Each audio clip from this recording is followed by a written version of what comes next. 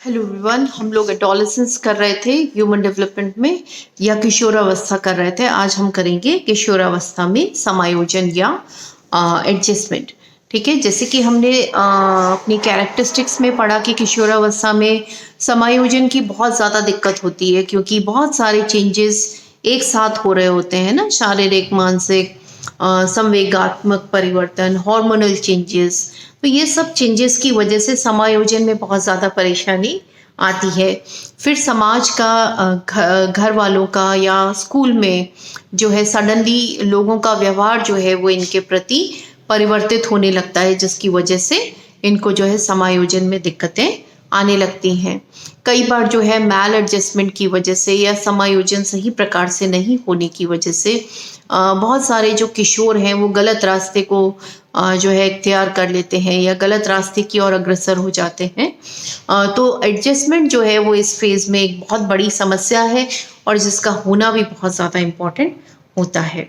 फिर है सबसे पहले हम देखें तो समायोजन, अगर हम माता पिता के साथ देखें या फैमिली में अगर समायोजन देखें तो सबसे बड़ी दिक्कत ये आती है इस समय कि जब बच्चे शारीरिक रूप से बड़े होते हैं, उनमें शारीरिक परिवर्तन आते हैं, तो माँ बाप के जो बच्चों के लिए जो नॉर्म्स होते हैं वो बदल जाते हैं ना।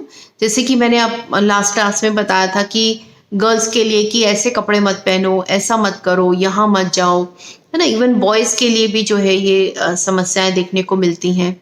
उनको ट्रीटमेंट बड़े जैसा दिया जाता है, एक्सपेक्टेशन या उनसे उम्मीदें बड़ों जैसी की जाती हैं, लेकिन उनके साथ में व्यवहार कई बार जो है बच्चों के साथ जैसा किया जाता है तब भी होता है। फिर पढ़ाई को लेकर जो है, क्योंकि प्रेशर इस समय पर रहता है अपने करियर को चुनने का कि आगे जाके क्या बनेंगे, क्या लाइन को चूज करेंगे, है ना, किस तरीके से अपना करियर बनाएंगे, तो माँ बाप का प्रेशर उसकी तरफ भी ज़्यादा होता है। फिर इस समय जो हीरो वर्शिप हमने लास्ट क्लास में पढ़ा था वो भी होता है। अगर बच्चा किसी का फैन हो जाता है या किसी को फॉलो करने लग जाता है और अगर जो है वो उसके लिए सही नहीं है, तो उसको डाइवर्ट करना भी एक बहुत बड़ी जो है चुनौती बन जाता है माँ बाप के सामने, है ना। तो ये एडजस्टमेंट की कुछ प्रॉब्लम जो है आती है। जनरली जो है माँ बाप का प्रेशर रहता है कि पढ़ाई करो, पढ़ाई या करियर को चुनने का प्रेशर है ना, जिसकी वजह से जो है बच्चे दूसरी ओर अगर जाना भी चाहते हैं तो नहीं जा पाते। कई बार माँ बाप के प्रेशर से उनको एक अलग लाइन जो है वो चूज कर लेते हैं या पसंद कर लेते हैं, लेकिन उनकी रुचि उसके अंदर नहीं होती है, तो उनके अंदर एक तरीके का अंतर्द्वंद जो है उसको लेकर चलता रहता है। शैक्षिक समायोजन, अगेन यही सब सेम चीज़ें हैं शैक्षिक समायोजन में कि जो उनको पढ़ाई करनी है, हो सकता है कि वो कोई बच्चा आर्ट्स लेना चाहता है कोई, लेकिन पेरेंट्स का प्रेशर है कि साइंस लो या पीएमटी दो या इस तरीके से। तो ये भी बहुत सारे शैक्षिक, और क्योंकि ये फेज़ ऐसी होती है जैसे बच्चा जनरली 12th स्टैंडर्ड में है या इसमें, तो करियर बनाने का फेज़ होता है जहाँ पर कि बहुत ज़्यादा कंपटीशन और इसकी प्रतियोगिता बहुत ज़्यादा होती है आपस में बच्चों के अंदर, जिसकी वजह से जो है बच्चों के ऊपर एक विशेष जो है प्रेशर रहता है। तो कई बार जो है यहाँ पर इस चीज़ को लेकर प्रेशर की वजह से, एंग्जाइटी की वजह से जो है समायोजन में दिक्कत होती है। लैंगिक समायोजन, जैसे कि हमने बात की कि हार्मोनल चेंजेस होते हैं, शारीरिक परिवर्तन हो रहे हैं, उनको लेकर जो है बच्चा जल्दी से एडजस्ट नहीं कर पाता, वो अपने आप से एडजस्ट नहीं कर पाता। अपनी जो बॉडीली चेंजेस इतने जल्दी जल्दी हो रहे हैं, इतने फास्ट हो रहे हैं, जिसकी वजह से लोगों का, समाज का व्यवहार भी उसके प्रति बदलने लग जाता है ना। तो बहुत सारे प्रतिबंध जो है इस उम्र में जो है बच्चों के ऊपर कई बार लगा दिए जाते हैं, जिसकी वजह से भी उसके अंदर समायोजन को लेकर बहुत दिक्कतें आती हैं। सामाजिक समायोजन अगर हम देखें तो बच्चे को क्योंकि अब वो बड़े की श्रेणी में आने लगता है ना, वयस्कावस्था की तरफ अग्रसर हो रहा होता है, शारीरिक रूप से बड़ा दिखने लग जाता है। हालांकि उसका मानसिक स्तर इतना बड़ा नहीं होता है जितना कि जैसे कि उसका शारीरिक जो है इस समय विकास हो रहा होता है।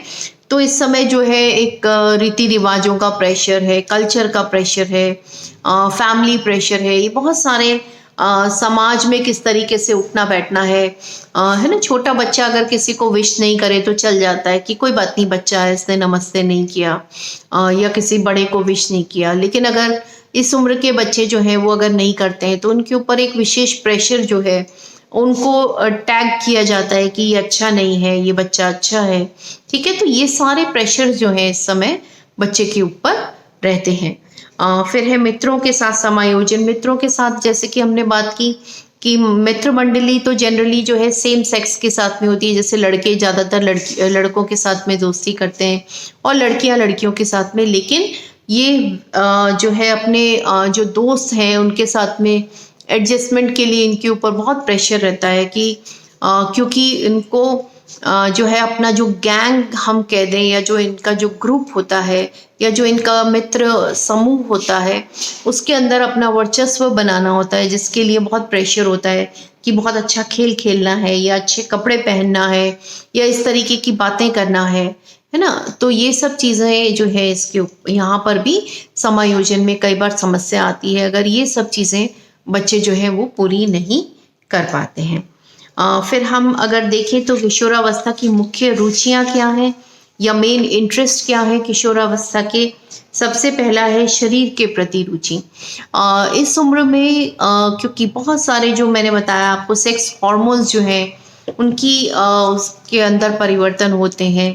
शारीरिक रूप से जो है बहुत सारे परिवर्तन आते हैं जिनको लेकर बच्चा बहुत ज़्यादा कॉन्शियस रहता है, या अपने प्रति जागरूक होने लगता है, अपने शरीर के प्रति जागरूक होने लगता है ना। तो उसकी रुचि जो है उसके अंदर ज़्यादा रहती है कि मैं किस तरीके से अच्छा दिखूं, किस तरीके से कपड़े पहनूं, अट्रैक्टिव दिखूं, है ना। तो ये सब चीज़ें रुचियां उसके अंदर देखने को मिलती हैं। जैसे गर्ल्स हैं वो अपनी सौंदर्य के प्रति या अपनी लुक्स के प्रति बहुत ज़्यादा कॉन्शियस हो जाती हैं। वस्त्रों में रुचि रहती है बच्चों की, है ना। खेल कूद में रुचि रहती है कि किस तरीके का खेल खेलना है, या कोई एक पर्टिकुलर स्पोर्ट्स जो है वो अचीव कर लेते हैं अपने ग्रुप के अंदर अपना वर्चस्व बनाने के लिए। अध्ययन में रुचि, है ना, क्योंकि ये फेज़ जो होती है करियर बनाने की फेज़ है, जहाँ पर कि बच्चे अपना करियर बनाते हैं।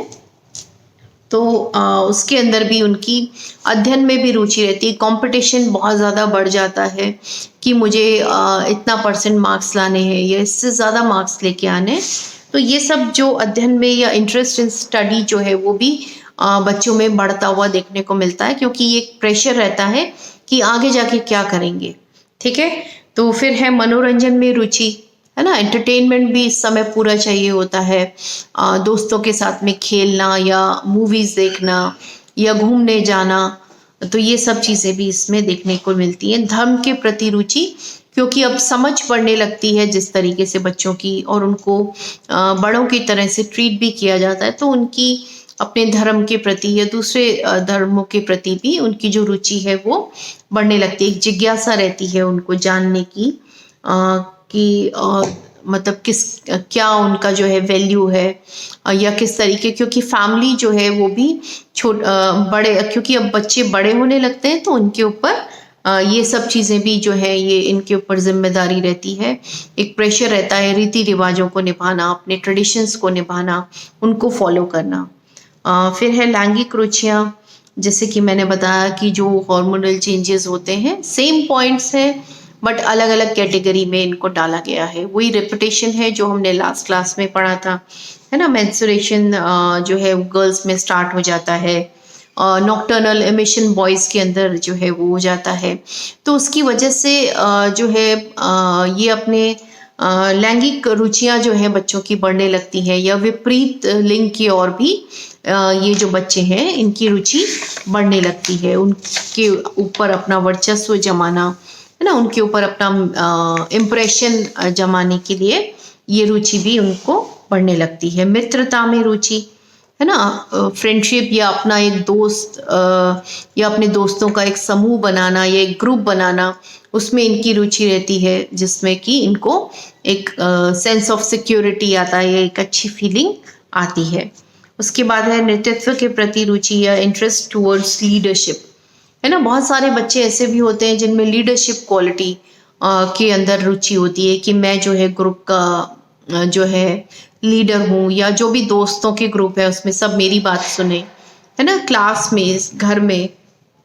तो लीडरशिप की जो रुचि है वो भी बढ़ने लगती है। फिर भौतिक वस्तुओं की, जैसे आज कल अगर हम देखें तो मोबाइल्स भी चाहिए या बाइक्स चाहिए, कोई व्हीकल चाहिए, तो भौतिक सुख सुविधाओं के अंदर भी उनकी रुचि जो है वो बढ़ने लगती है। सामाजिक क्रियाकलापों में भी उनकी रुचि बढ़ने लगती है कि कहीं फैमिली फंक्शंस हैं और उसमें जाना, उनमें भागीदारी देना, है ना, लोगों की मदद करना, समाज में आसपास के लोगों की हेल्प करना, मदद करना। तो ये रुचियां जो हैं जनरली इस फेज के अंदर बढ़ने लगती हैं।